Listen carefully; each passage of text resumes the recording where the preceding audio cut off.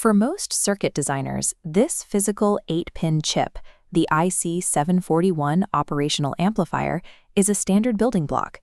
This AC schematic reveals the reality hidden inside that plastic casing. It is a dense network of over 20 interconnected transistors, all working in tandem to process a signal.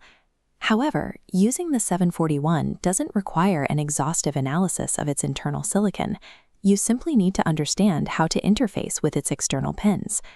Translating that internal complexity into a functional tool requires a reliable mental map of the chip's 8 connection points.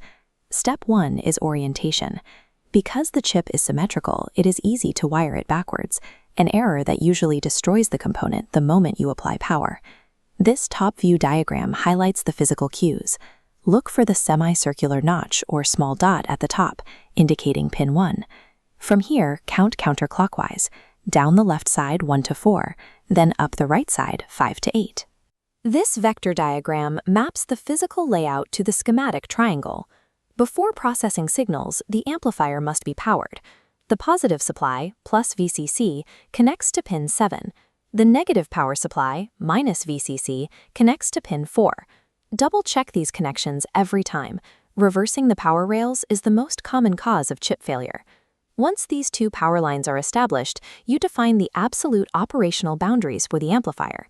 With power running, the chip listens to incoming signals by comparing the voltages on 2 specific input pins.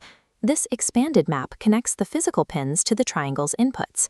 Pin 2 is the inverting input.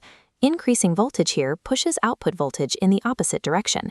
Pin 3 is the non-inverting input. Output voltage follows this input signal directly. The 741 works by calculating the mathematical difference between these 2 points and amplifying that result. This updated map visualizes the internal signal path. The amplified result exits the chip at pin 6, the output, driving the next stage of your circuit.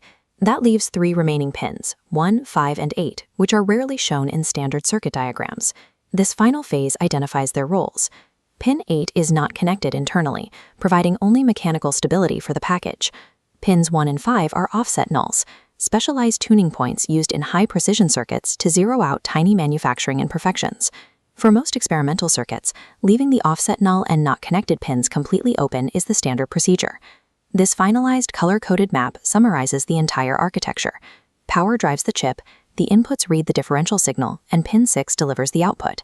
This map is a useful reference to keep at your workbench until these connections become second nature.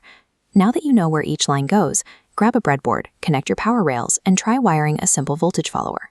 By standardizing these 8 points, you have turned a complex internal network of transistors into a predictable, functional component for your own circuit designs.